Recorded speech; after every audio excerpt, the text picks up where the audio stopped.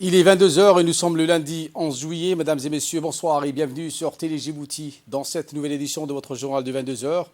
Les titres qui dominent ce soir. Une mission du ministère de l'Éducation nationale et de la formation professionnelle en France, conduite par le secrétaire général de ce ministère. Également dans l'actualité de ce 22 heures, large victoire électorale du PLD au Japon. Également un veillé funèbre pour l'ancien Premier ministre Shinzo Abe. Voilà pour le sommaire. Merci si vous nous rejoignez sur Télé Djibouti. Le Premier ministre Abdelkader Kamil Mohamed s'est rendu ce matin à l'ambassade du Japon à Djibouti où il a signé le registre de condoléances ouvert en hommage à l'ex-premier ministre japonais Shinzo Abe décédé vendredi dernier des suites de l'attaque par balle.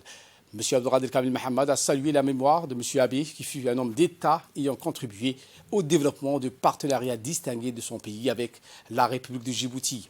Un certain nombre de chefs de mission diplomatiques, d'ambassadeurs des pays frères et amis et d'autres personnalités civiles et militaires ont également signé le registre des condoléances, rappelant que l'assassinat de l'un des hommes politiques les plus connus de l'archipel, qu'il a gouverné pendant plus de 8 ans, à savoir l'ex-premier ministre japonais Shinzo Abe, a profondément meurtri et ému au Japon comme à l'étranger.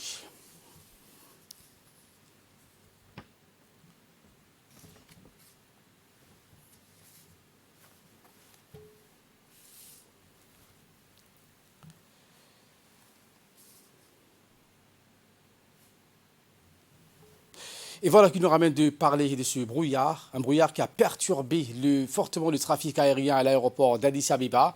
Des fortes pluies accompagnées de brouillard rendant les départs et les atterrissages impossibles pour les avions a causé une forte perturbation des trafics aériens depuis ce matin jusqu'à la mi-journée à Addis Abeba. De nombreux avions ont dû être détournés sur les aéroports voisins. L'aéroport de Djibouti donc, a accueilli 12 avions de ligne qui ont atterri ce matin. Cette situation qui est due au climat se reproduit selon les météorologues chaque année durant cette période. Durant l'après-midi, le brouillard se dissipait et les avions ont pu repartir dans leur destination à Addis Abeba. Cette situation de brouillard, selon les responsables, risque de se répéter demain. Pour l'heure, le trafic aérien a repris à Addis Abeba, même si les vols internationaux ont été largement perturbés avec plusieurs heures de retard.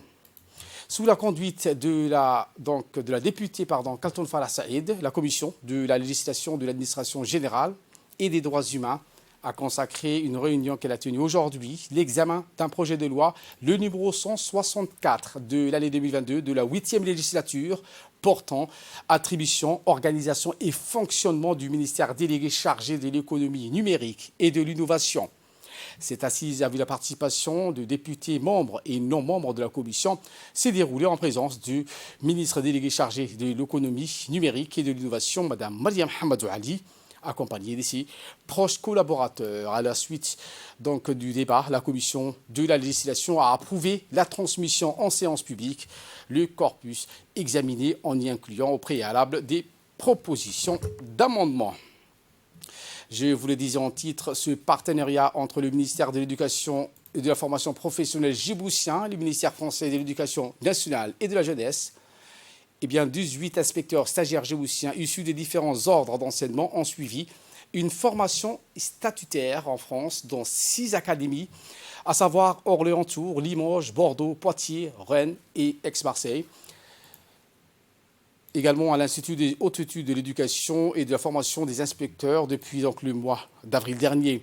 Cette délégation a été conduite par le secrétaire général du ministère de l'Éducation nationale et de la formation professionnelle, Mohamed Abdallah Mayoub, composé d'inspectrices générales et d'inspecteurs du ministère. En marge de cette évaluation du stage, le secrétaire général a pu explorer avec le directeur de différents instituts des perspectives de partenariat pour la formation initiale et continue des inspecteurs, des chefs d'établissement et des conseillers pédagogiques.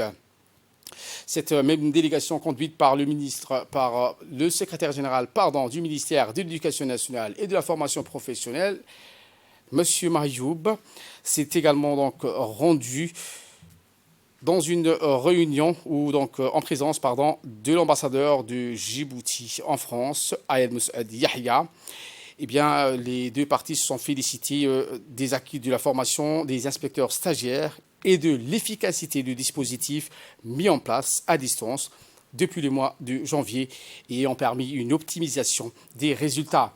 Les responsables français ont par ailleurs salué la tournée de la délégation du MENFOP qui a été donc très appréciée par les recteurs, les responsables académiques et surtout l'enthousiasme des inspecteurs référents ayant encadré le stage.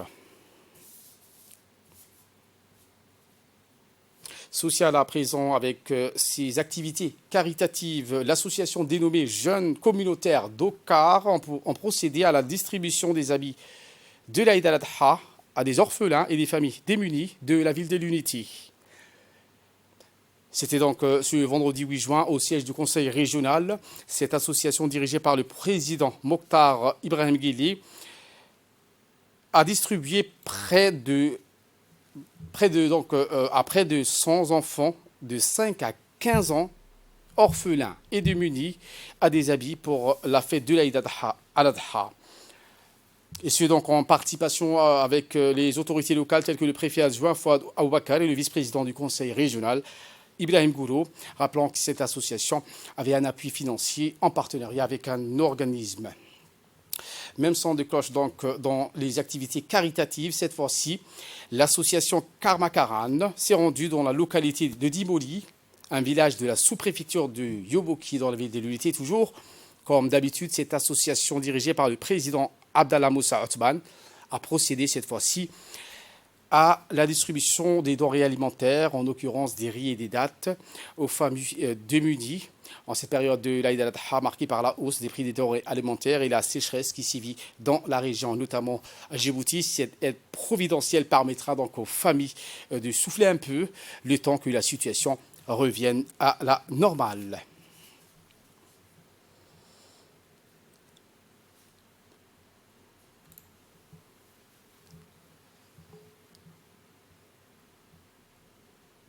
En nouvelle du monde, cette fois, je vous le disais en titre, au Japon, large victoire de l'électoral du PLD, veillée funèbre également pour Shinzo Abe.